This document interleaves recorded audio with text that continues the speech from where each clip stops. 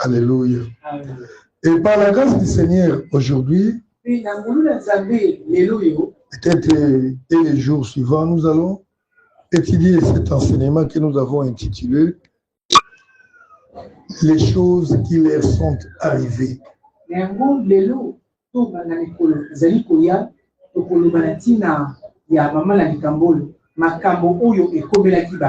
Alléluia. Amen. Les choses qui leur sont arrivées. Les choses qui sont arrivées à qui? Aux enfants d'Israël.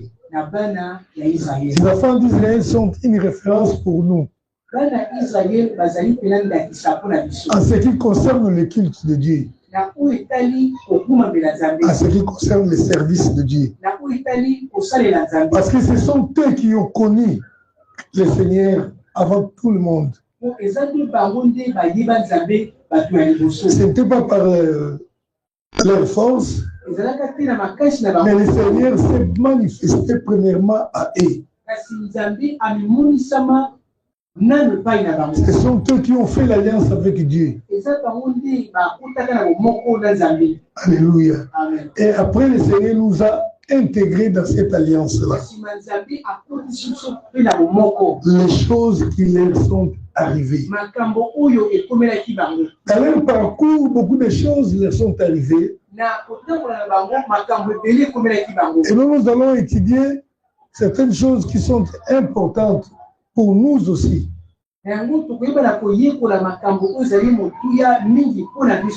Alléluia. Amen. Avec nous allons un peu scruter dans l'histoire des enfants d'Israël. Vous savez, dans ce monde dans lequel nous vivons aujourd'hui, les personnes qui maîtrisent l'histoire du monde, ce sont des personnes qui sont à mesure de savoir comment coordonner l'avenir.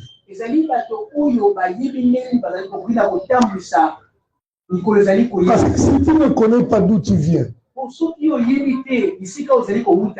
ne connais pas l'histoire de ta famille, si tu ne connais pas l'histoire de ce monde, tu vas vivre comme si tu vas vivre dans une innocence, mais je dirais même une innocence qui va t'amener dans la mort.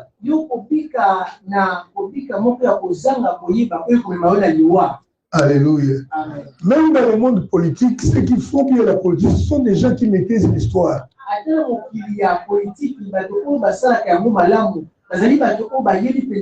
Parce que la Bible dit ceci. Il n'y a rien de nouveau sur la terre. Ce qui a été déjà. Alléluia. Amen. Ce que nous voyons aujourd'hui arrivera. Alléluia. Amen. Israël a connu beaucoup de choses. Et la Bible nous dit que tout ce qui leur est arrivé doit nous servir d'exemple.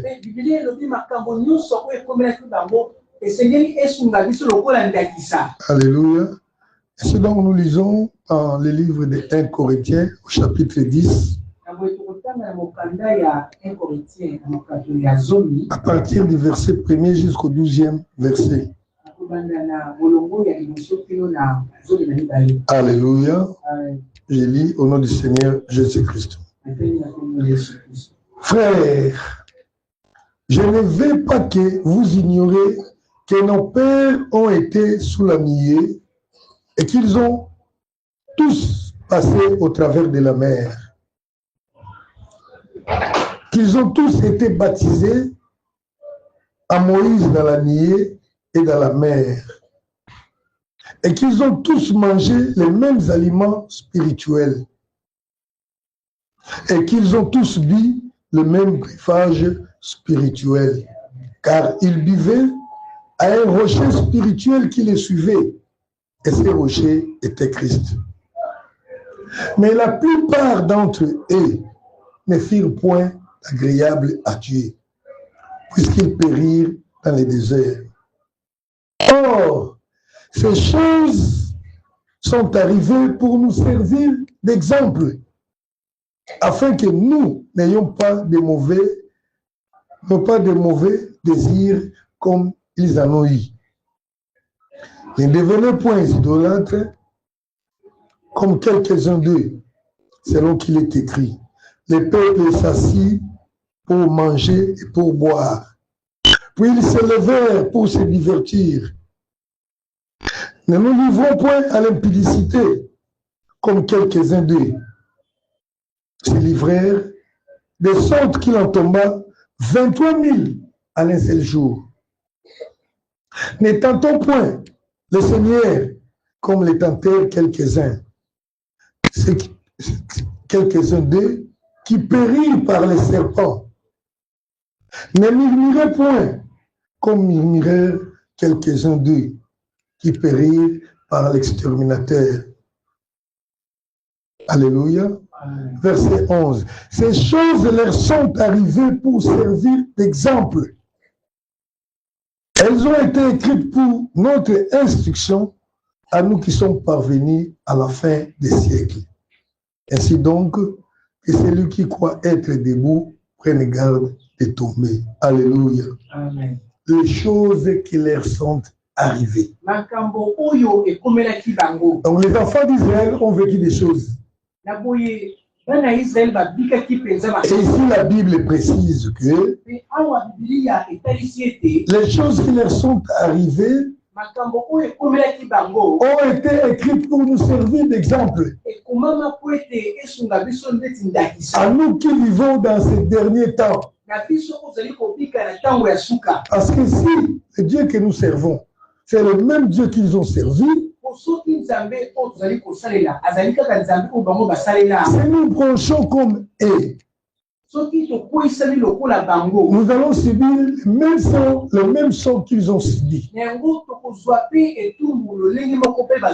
Alléluia. Amen. Mais nous avons une grande chance, bien-aimés. Parce que nous avons déjà des exemples à suivre.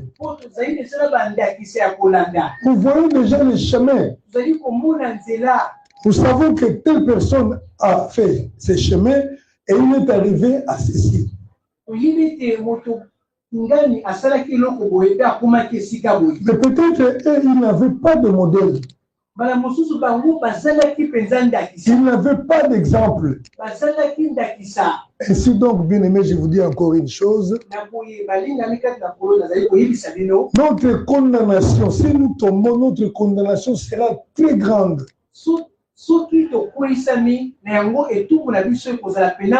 Parce qu'ils n'ont pas laissé des instructions comme nous.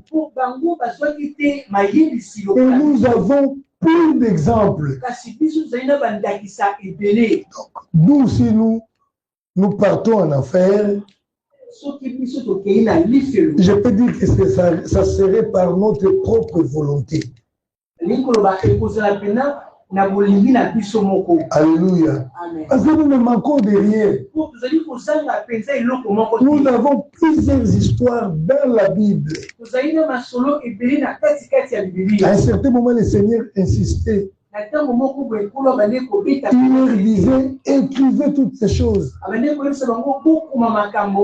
Or, le Seigneur le faisait pour nous. Parce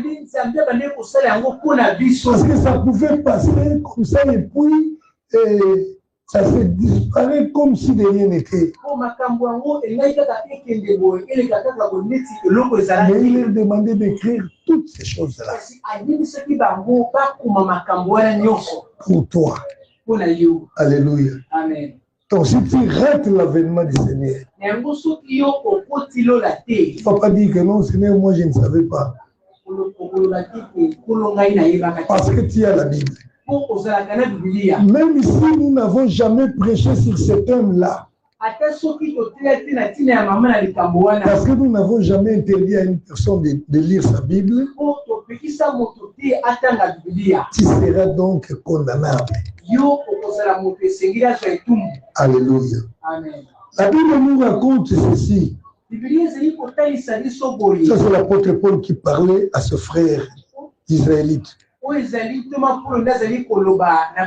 frère, je ne veux pas que vous ignoriez ces choses. Mon père qui vivait en Égypte ont été tous sous la nuée.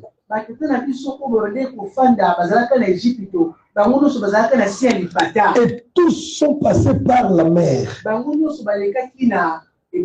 Alléluia. Amen. Tous vivaient sous la nuée dans les déserts. Et tous ont traversé la mer Rouge. Alléluia. Amen. Et maintenant, il essaie de nous expliquer ce que cela signifiait. Au verset 2, il dit ceci. Verset 2, il dit qu'ils ont tous été baptisés à Moïse dans la nuée et dans la mer.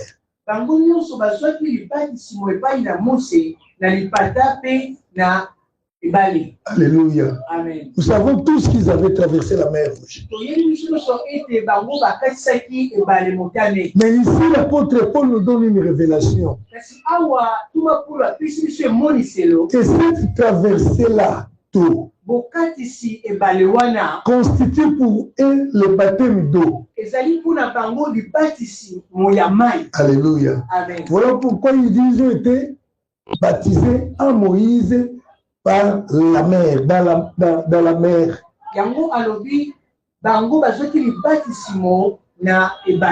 Nous, aujourd'hui, à toute personne qui croit, il est aussi censé passer par le baptême.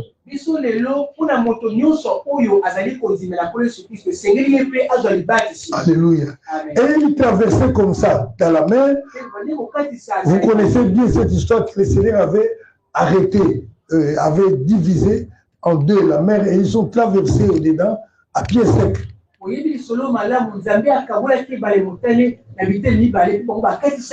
Mais selon Dieu, c'était le baptême. Alléluia. Amen. Mais nous, notre baptême aujourd'hui, on nous immerge dans l'eau. Après avoir été baptisé dans la mer, ils ont commencé à marcher dans les déserts. Et la Bible nous dit que le Seigneur les accompagnait, il était avec eux. Pendant la journée, le Seigneur apparaissait dans la nuée.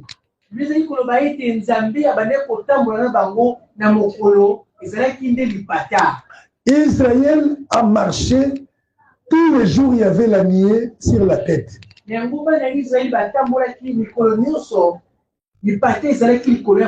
Et la nuit, il ne voyait que la nuée, et plutôt la journée, il ne voyait que la nuée. Tandis que lorsque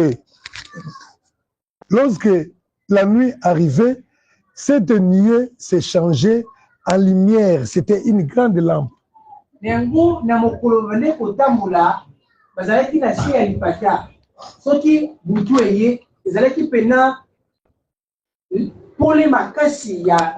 Ça devenait la lumière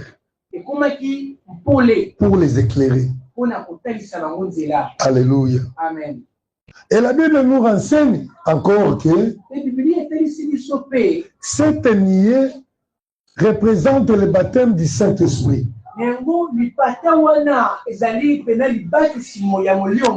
Alléluia. Amen. Vous voyez que leur marche ressemble aussi à la nôtre.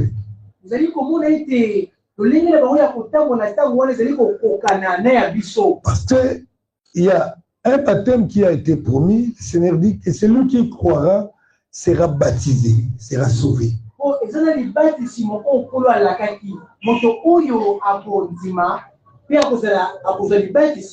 Mais Jean-Baptiste a insisté. Il disait, moi je baptise d'eau, il y a un autre qui viendra, il vous baptisera du Saint-Esprit et de feu.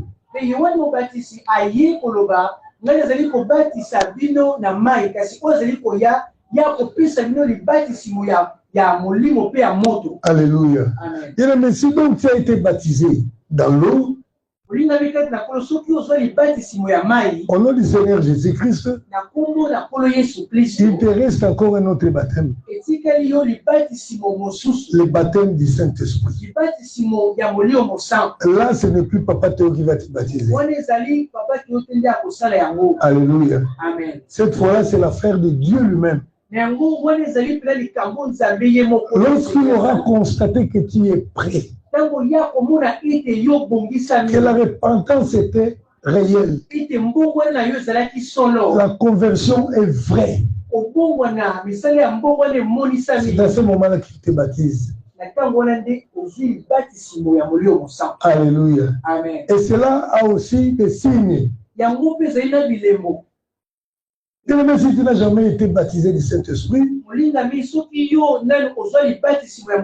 là encore tu es en train de rater. Alléluia. Amen. Mais la plupart de nous, bien quelques-uns de nous, ont déjà expérimenté aussi ce baptême du Saint-Esprit. Alléluia. Amen. La Bible raconte encore qu'ils ont bu le même breuvage spirituel.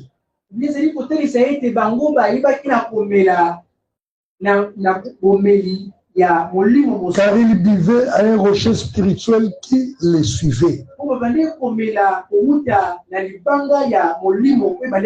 Et ce rocher était Christ. Alléluia. Amen. Voyez-vous que toutes ces choses ressemblent aussi à notre marche d'aujourd'hui.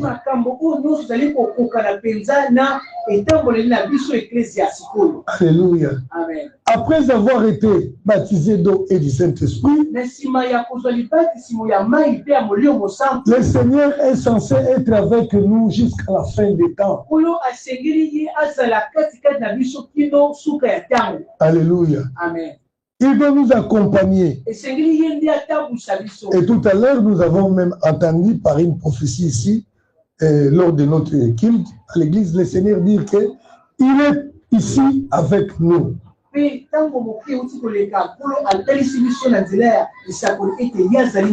Aujourd'hui même. Alléluia. C'est une très bonne chose. Le Seigneur les a accompagnés. Ils ont bu. Alléluia. L'eau de vie. Alléluia. Amen. La Bible continue encore. Ils ont même mangé. Ils ont même mangé. Alléluia. Amen. Une nourriture spirituelle. La manne. Vous savez, en marchant avec le Seigneur, alléluia, Amen. ils ont bénéficié de toutes les grâces. Imaginez-vous que dans la traversée des enfants, disons, la traversée du désert, nous n'entendons presque pas l'histoire des maladies.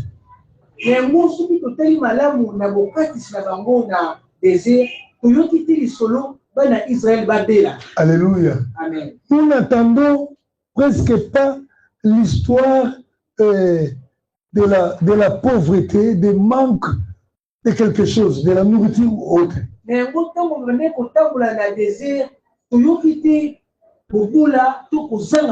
La Bible souligne que tous, ils ont bénéficié des grâces de Dieu. D'ailleurs, la Bible dit qu'ils ont marché pendant 40 ans et leurs chaussures ne s'est point usées.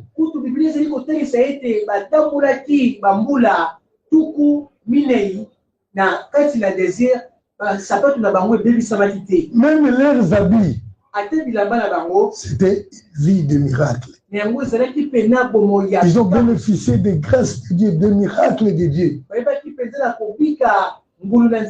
Ils avaient des dons spirituels. Alléluia. Amen. Ils mangeaient très bien. Personne n'a manqué la nourriture, pas même un seul jour. La manne était régulière. Alléluia. Amen. Donc vous voyez que c'est presque la même histoire que nous vivons nous aussi aujourd'hui.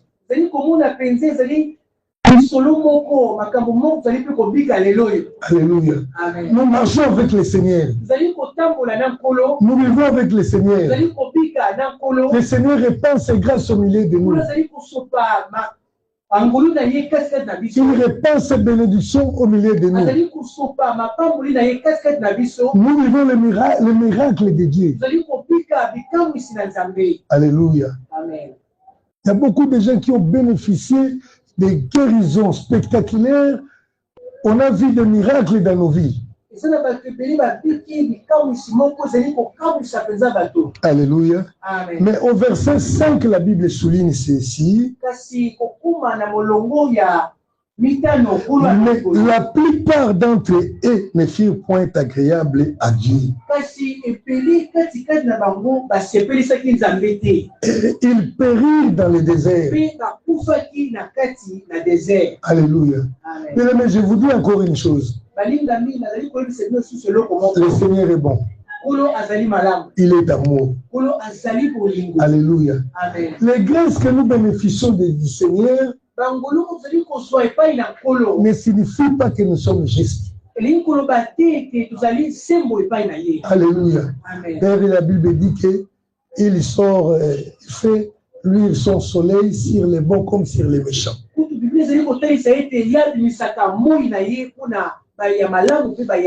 y a des gens qui ont été guéris de grandes maladies. Mais regardez leur vie. Vous voyez vraiment qu'ils ne marchent pas dans la crainte du Seigneur.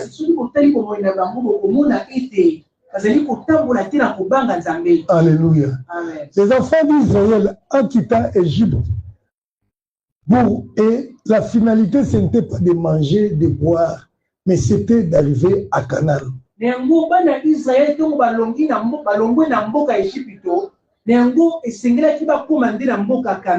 Alléluia. Amen. Aujourd'hui, tu peux manger, tu peux t'habiller, tu peux te construire des maisons, acheter des choses, mais une chose est nécessaire, c'est d'aller au ciel un jour avec le Seigneur. Mais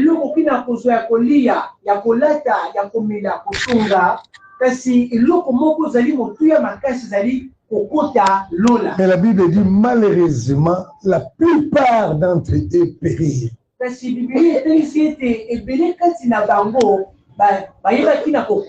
La majorité d'entre eux périrent n'étaient pas entrés à Canaan. C'est une chose terrible. Alléluia. Amen. Permettez-moi peut-être de temps à autre de donner un peu les témoignages que j'ai réussi fraîchement de notre frère pasteur Gabriel que j'ai rencontré à Lubumbashi là-bas.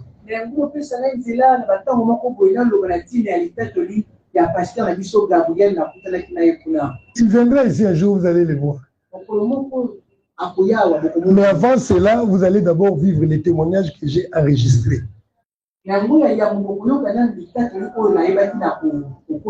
Il est mort, il est ressuscité, il est revenu à la vie le 3e jour.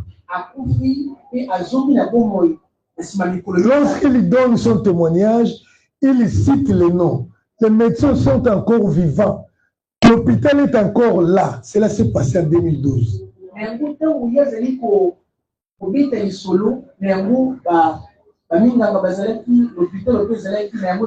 C'est-à-dire que l'hôpital existe encore jusqu'à aujourd'hui.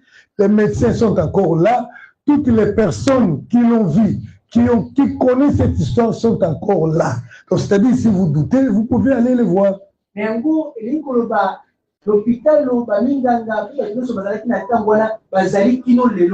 Alléluia. Amen. Il me dit que quelque part, quand il était là-bas, le Seigneur lui a fait voir une chose.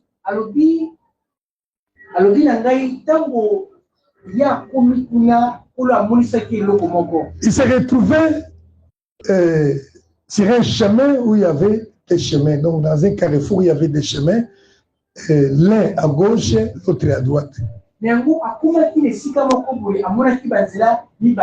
ne savait pas, mais il voyait tout simplement de l'autre côté, dans les chemins à gauche, il y avait beaucoup de gens. Il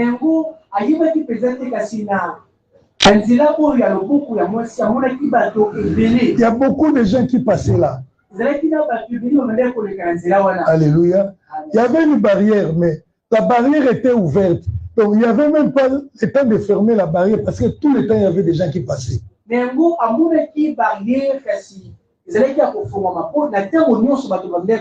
De l'autre côté, il y avait aussi un chemin, mais il y avait une barrière. Il dit, pour voir une personne passer du chemin là qui s'est trouvé à droite, vous pouvez attendre toute une journée, vous voyez qu'une seule personne passer là-bas. Alors, amuna kipe na ngambo lobuko mobali nzela moko ezalaki na barrière kasi kuna komona moto koleka ezalaki penza pasi. Et l'ange qui le faisait visiter ces choses-là est venu après pour lui demander qu'est-ce que tu as constaté. Mais monje oyo abane kotalise makambo oyo ayepa na ye atuni nini ozali kososola na komona. Il lui dit, d'un côté je vois beaucoup de gens, il y avait même les embouteillages parce que les gens étaient tellement nombreux que il s'est bousculé. Mais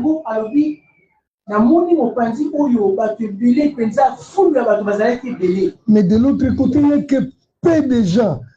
Il ne passe qu'à compte-gouttes. Donc tu peux rester là. Il dit qu'il semblait avoir passé au moins 3 jours. Selon le temps qu'il voyait, c'est comme s'il venait de passer 3 jours dans cet endroit-là. Mais il n'y avait que peu de gens qui partaient de l'autre côté. Na nzela mosusu loboko ya mobali nango batu bazali koleka na pasi penza na ndenge ya litanga kutu ezalaki neti kolekisi mokolo misato komona moto moko aleka. Alléluia. Amen. Et l'ange lui dit, et là tu vois, ça c'est le chemin de l'enfer.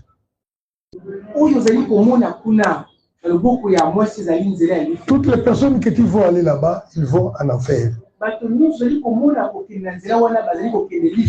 de l'autre côté, c'est le côté du ciel. Et il a vu plusieurs personnes qu'il connaissait sur la terre, qui étaient reconnus comme des grands pasteurs, des hommes de Dieu. Il les a vus s'engager dans les chemins-là. Ce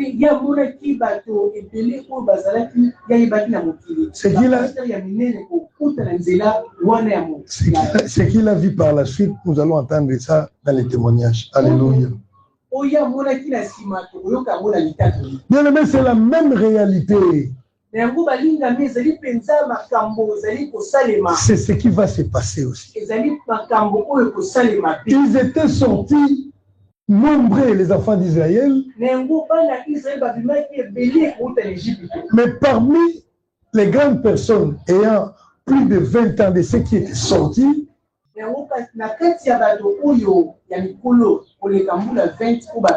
ils étaient 600 000. Mais il n'y avait que 2 personnes qui étaient entrées à Canaan. Alléluia. Amen. Dernièrement, le pasteur Béveni nous a fait un peu les calculs là pour voir en pourcentage c'était combien.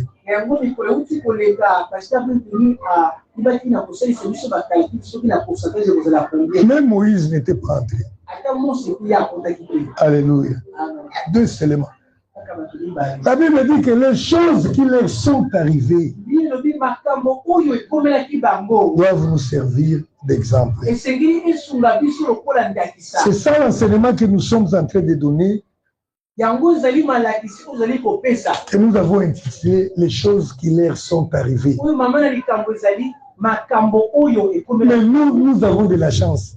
Parce que nous avons des exemples. Nous avons vu les échecs des uns et des autres.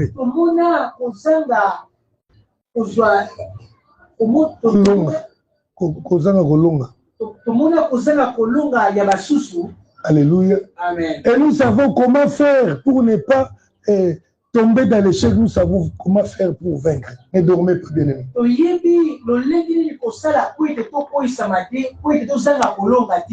Alléluia. Amen. Les choses qui leur sont arrivées doivent nous servir d'exemple à nous qui vivons à ces temps de la fin.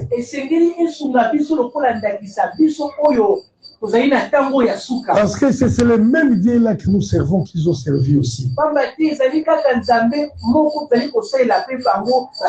La Bible dit en lui il n'y a pas de favoritisme. Alléluia. Amen. Maintenant, quelles sont ces choses qui leur sont arrivées? Ce sont ces choses que nous allons étudier ensemble avec vous. Pour que nous comprenions, bien aimés. Parce que l'histoire est en train de se répéter. Alléluia. Amen. Ici, je vois au moins 5 ou 6 points. to makambo 5 ou 6 points qui leur sont arrivés, que la Bible a relaté ici.